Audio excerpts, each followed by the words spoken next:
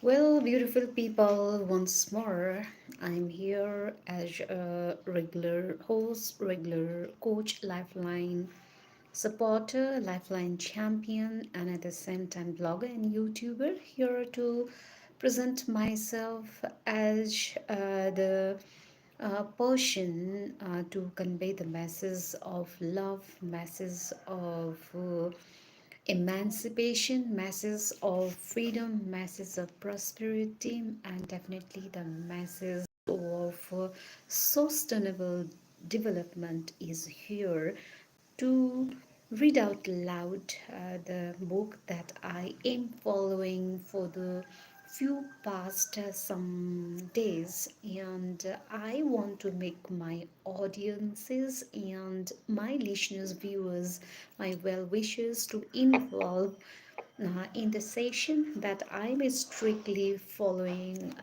in my tight schedule over here. So, if you are my regular viewers and regular listeners and definitely the subscriber of the Pabi Show, then definitely you are well informed that in the morning session, what I am following and what I'm delivering is the beautiful lines and very much important messages from the book becoming the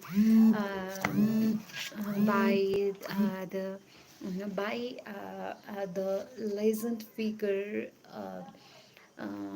Michelle Obama, the former first lady of the United States so far. So all in all, I have read up to 300, 406, and from today, I'm going to start from 407.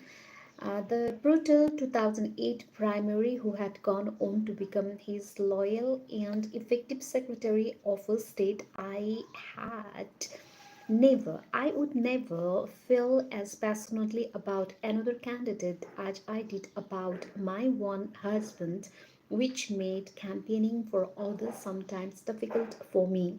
I maintained a code for myself, though, when it came to speaking publicly about anything or anyone in political sphere.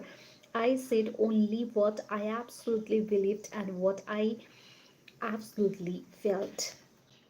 We landed in Philadelphia and I rushed to the convention center, finding just enough time to change clothes and run through my speech twice. Then I stepped out and spoke my truth. I talked about the fears had I had early on our raising our daughters in the White House and how proud I was of the intelligent young women they would become. I said that I trusted Hillary because she understood the demands of the presidency and had the temperament to lead because he was as qualified as any nominee in history, and I acknowledged the stark choice now being put before the country.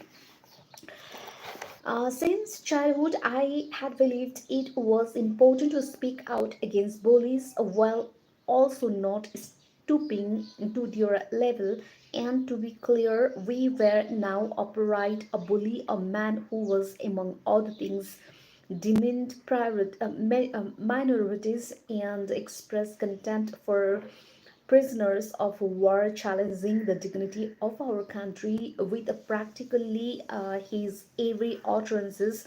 I wanted Americans to understand that words matter, that the hateful language they hatred coming from their TVs did not reflect the true spirit of our country, and that we could vote against it.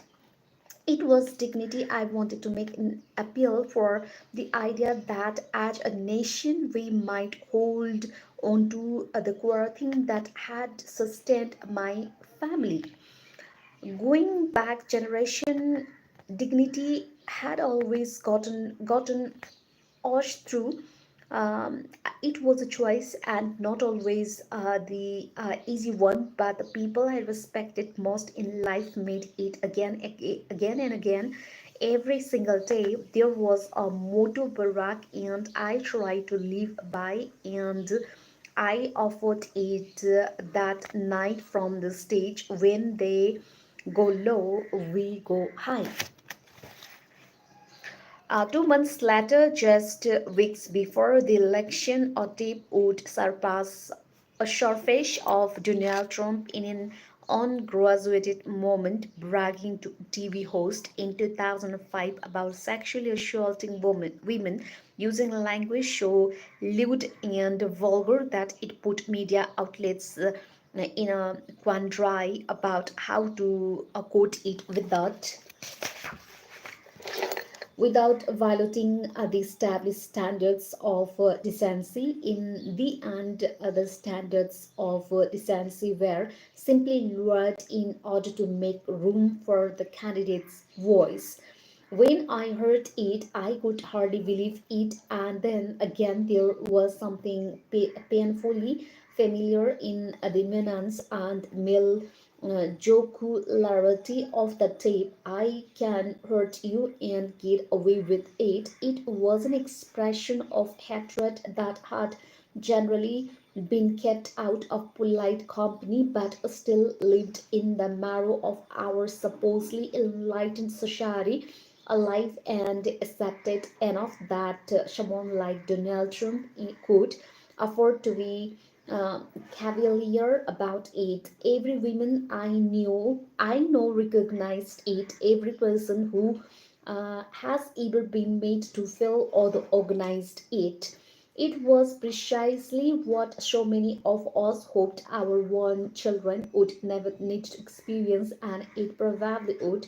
Dominance, even the threat of it, is a form of dehumanization. It's the ugliest kind of power. My body buzzed with the fury after hearing that tape. It was scheduled to speak at a campaign rally for Hillary the following week, and rather than delivering a straightforward endorsement of her capabilities, I felt compelled to try to address Trump's voice directly to counter his voice with my own.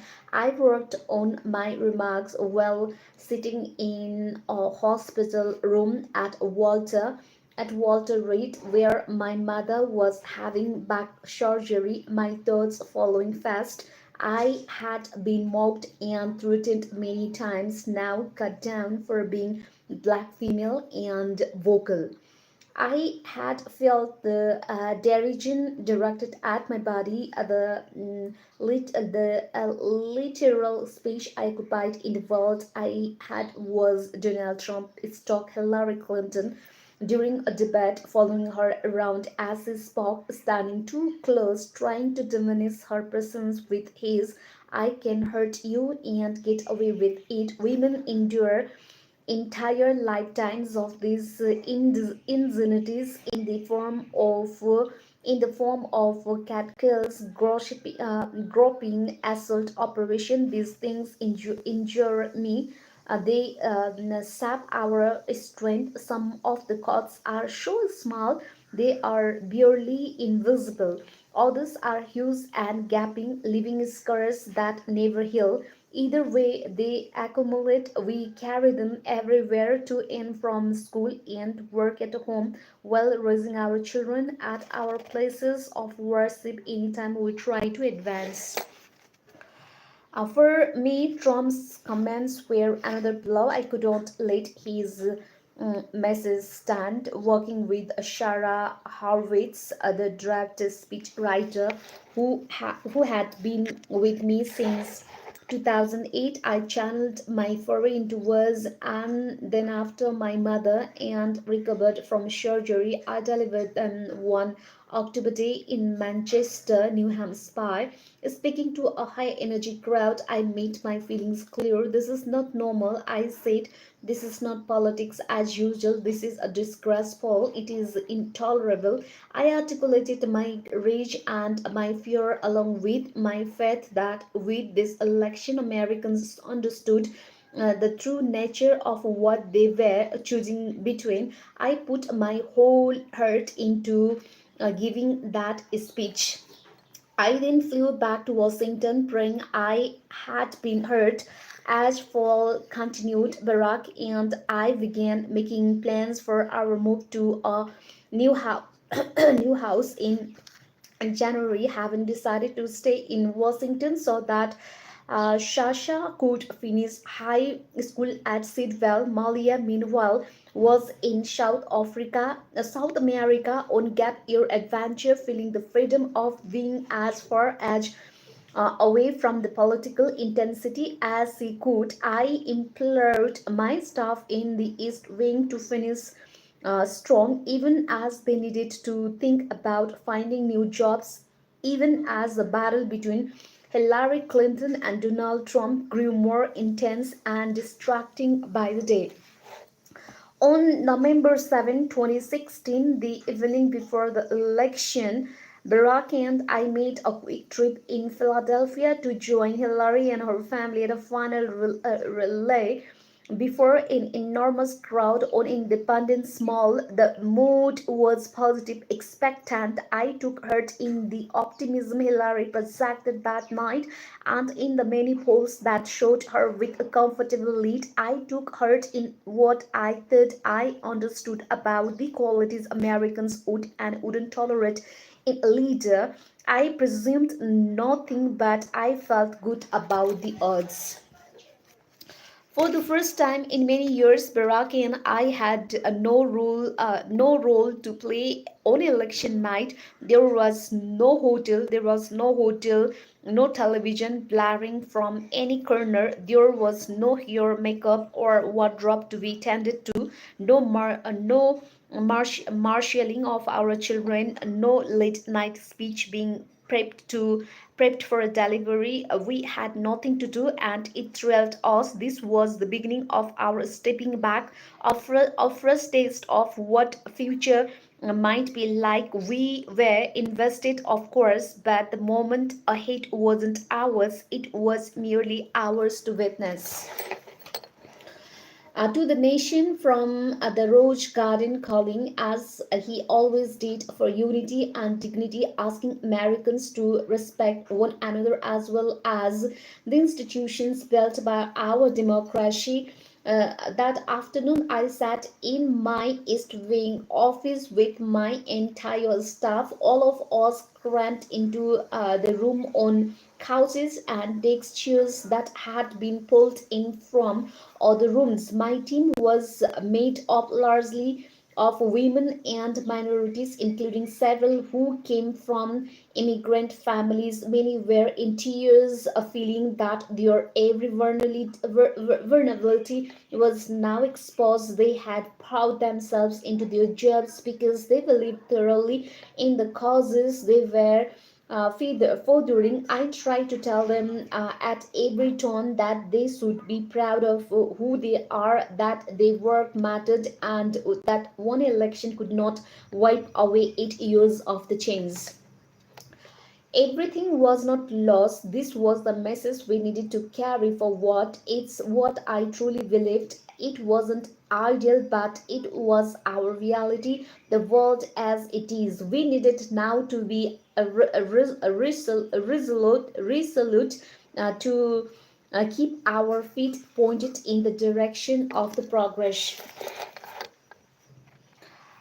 We were at the end now. Truly, I found myself caught between looking back and looking forward, mulling over one question in particular. What last? We were the 44 first family and only the 11th family to spend two full terms in the White House. We were and could always be the first black one. I hope that when future parents brought their children to visit the way I brought Molly and Sasa when their father was a senator, they would be able to point out some reminder of our family's time there. I thought it was important to register our presence within the larger history of the place. Not every president commissioned an official China setting, for instance, but I made sure we did. During Barack's second term, we also chose to redecorate the old family dining room situated just off the estate dining room, freshening it up with a modern look and opening it to the public for the first time. On the room's north wall, we had hung a stunning yellow, red, and blue abstract painting by Alma Thomas. Resurrection, which became the first work art by black women to be added to the White House permanent collection. The most enduring mark, however, lay outside the walls. The garden had persisted through 7.5 years, now producing roughly 2,000 pounds of wood annually. It had survived heavy snow, sheets of rain, and damaging hail. When high winds had toppled the 42-foot high national Christmas tree a few years earlier, the garden had survived intact. Before I left the White House, I wanted to give it to even more permanence. We expanded its footprint to 2,800 square feet, more than double its original size. We added stone pathways and wooden benches, plus a welcoming artwork made of the wood sourced from the states of the presidents Jefferson, Madison, and Monroe, and the childhood home of Dr. Martin Luther King Jr. And then, for one fall afternoon, I set out across the South Lawn to officially dedicate the Garden of the Prosperity.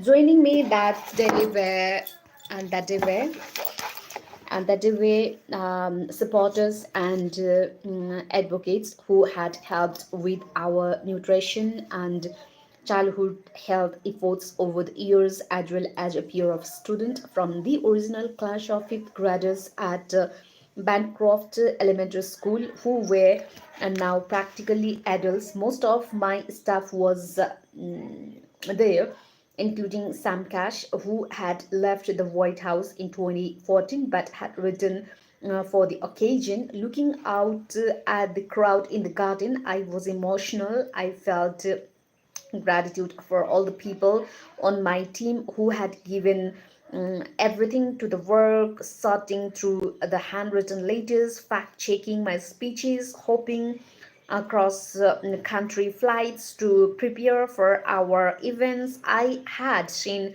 many of them take on more responsibility and bloom both personally and uh, professionally, even under the glare of the harshest lights. The burden of being the first didn't fall only on our family shoulders. For 8 years, 8 years, these optimistic young people and a few seasoned professionals had had our backs. Melissa, who had been my very first campaign hire nearly a decade ago, and somehow I will count on as a close friend for life, remained with me in the East Wing through the end of the term, as did Tina, my remarkable chief of staff. Christian Jarvis had been replaced by Chenia Clayton, a hardworking young woman from Miami who quickly became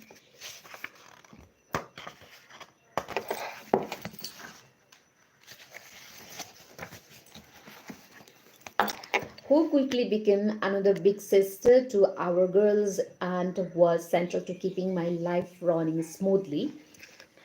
I consider all these people, current and former staff, to be family, and I was so proud of what we had done. For every video that swiftly saturated the internet, I had mom danced with Jimmy Fallon, nerf dunked on LeBron James, and college rapped with Jay Farrow. We had focused ourselves on doing more than trending for a few hours on Twitter, and we had reached 45 million kids were eating healthier breakfast and lunches. 11 million students were getting 60 minutes of physical activity every day through our Let's Move Active Schools program. Children overall were eating more whole grains and veggies. The era of a supersized fast food was coming to a close. Through my work with Jill Biden on joining forces, we had helped persuade businesses to hire or train more than 1.5 million veterans and military spouses following through on one of the very first concern I had heard on the campaign trail. We had gotten all 50 states to collaborate on professional licensing agreements, which would help keep military spouses' careers from stalling every time they moved. On education, Baraki and I had leveraged billions of dollars to help girls around the world to get schooling they deserve. More than 2,800 Peace Corps volunteers were now trained to implement programs for girls internationally and in the United States. My team and I had helped more young people sign for federal student aid, supported school counselors, and elevated college signing day to a national level. Bharat, meanwhile, had managed to reverse the most serious economic crisis since the Great Depression. He had helped to broker the Paris Agreement on climate change, brought tens of thousands of troops home from Iraq and Afghanistan, and led the effort to effectively shut down Iran's nuclear programs.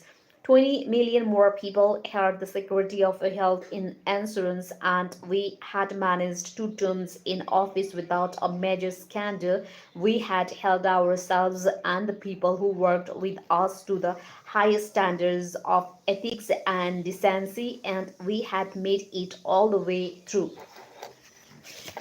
For us, some changes were harder to measure but felt just as important. 6 months before the garden dedication, Lin Manuel Miranda, the young composer I had met at one of our first art events, returned to the White House.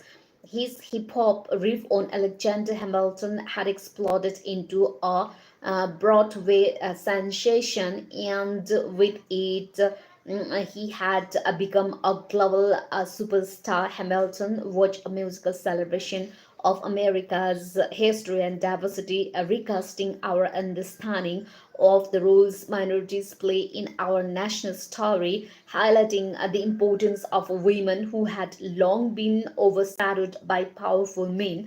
I had seen it off Broadway and loved it so much that I went to see it again when it hit the big stage. It was catchy and funny, heart swelling and heartbreaking, the best piece of art in any form that I had ever encountered.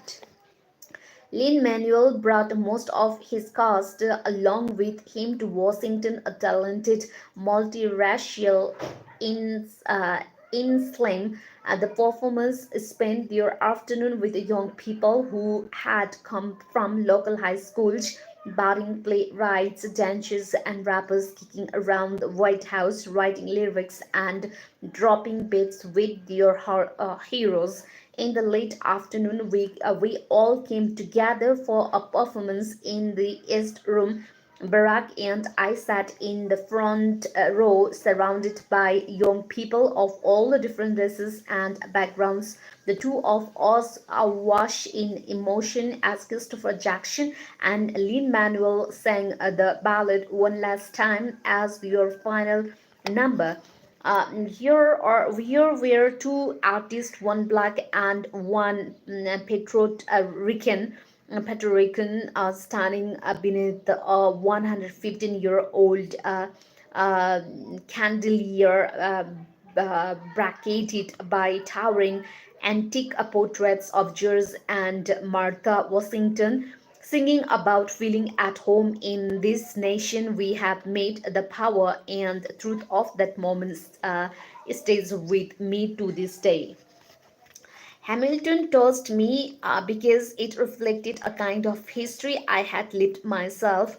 It told a story about America that allowed the diversity in. I thought about this afterward. So many of us go through life with our stories hidden, feeling ashamed or after when our whole truth does not live up to some established ideal. We grow up with messages that tell us that there is only one way to be American, that if our skin is dark or our hips are wide, if we don't experience love in a particular way, if we speak another language or come from another country, then we don't belong. That is until someone dares to start telling that story differently.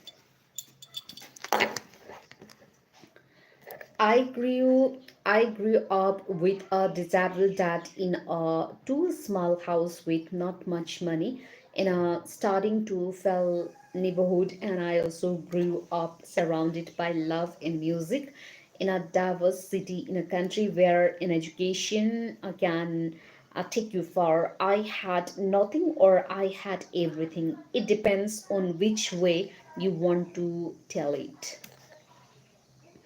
As we moved toward the end of Barack's presidency, I thought about America the same way. I loved my country for all the ways its story could be told. For almost a decade, I had been privileged to move through it, experiencing its brushing contradiction and bitter conflicts, its pain and persistent idealism, and above else its resilience. My view was unusual, perhaps, but I think what I experienced during those years is what many did, a sense of progress, the comfort of compassion, the joy of watching the unsung and invisible find some light, a glimmer of the world as it could be. This was our bid for permanence, a rising generation that understood what was possible and that even more was possible for them, whatever was coming next. This was a story we could won. Epilogue.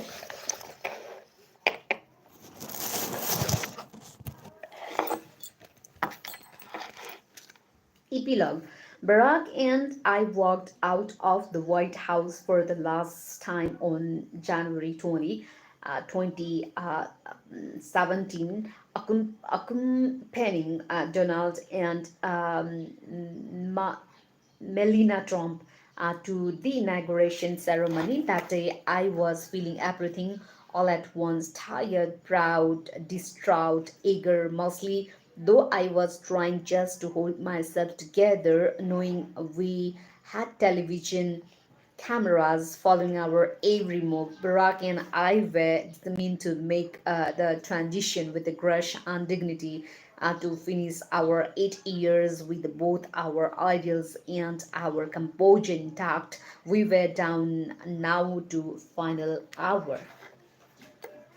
That morning, Barack had made a last visit to the Oval Office, leaving a handwritten note for his successor. We had also gathered on the state floor to say goodbye to the White House permanent staff, the butlers, ushers, chefs, housekeepers, florists, and others who had looked after us with a friendship and professionalism, and would now extend those same courtesies to the family due to a move in latter that day. These farewells were particularly rough for Shasha and Malia, since many of these people were people they had seen nearly every day for half their lives.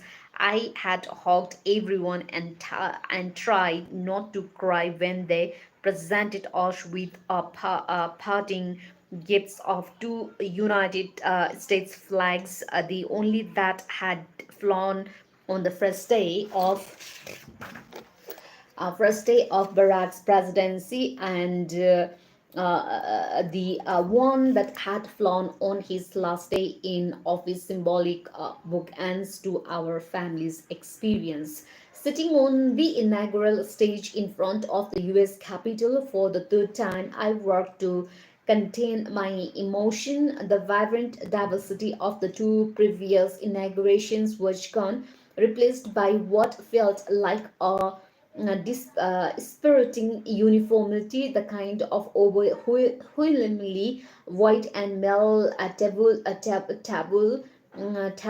I had encountered so many times in my life, especially in the more privileged spaces, the various corridors of power.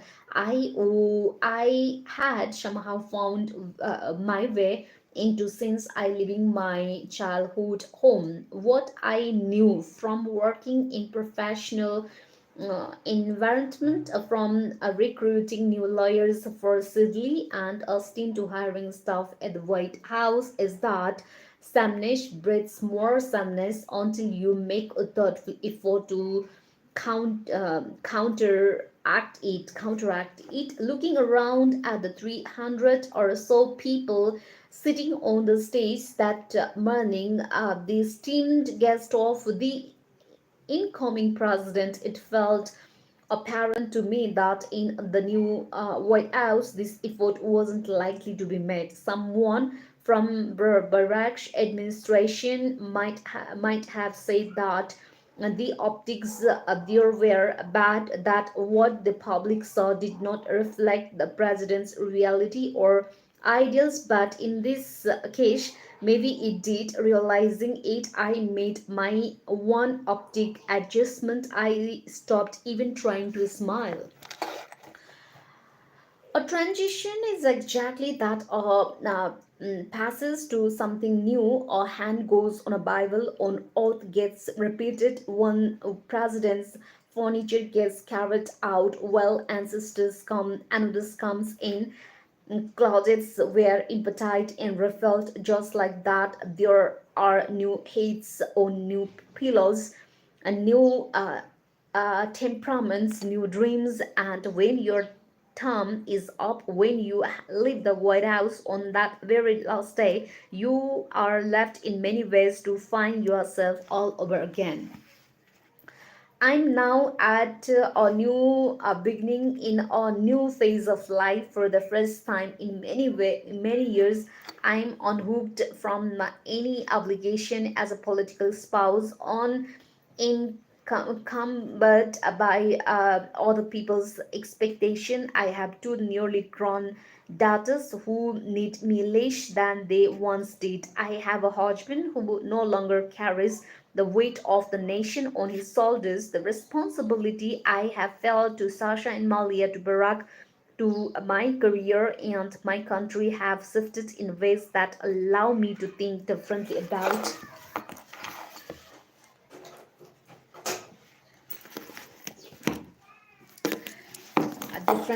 differently about what comes next. I have had more time to reflect or simply bet myself at 54.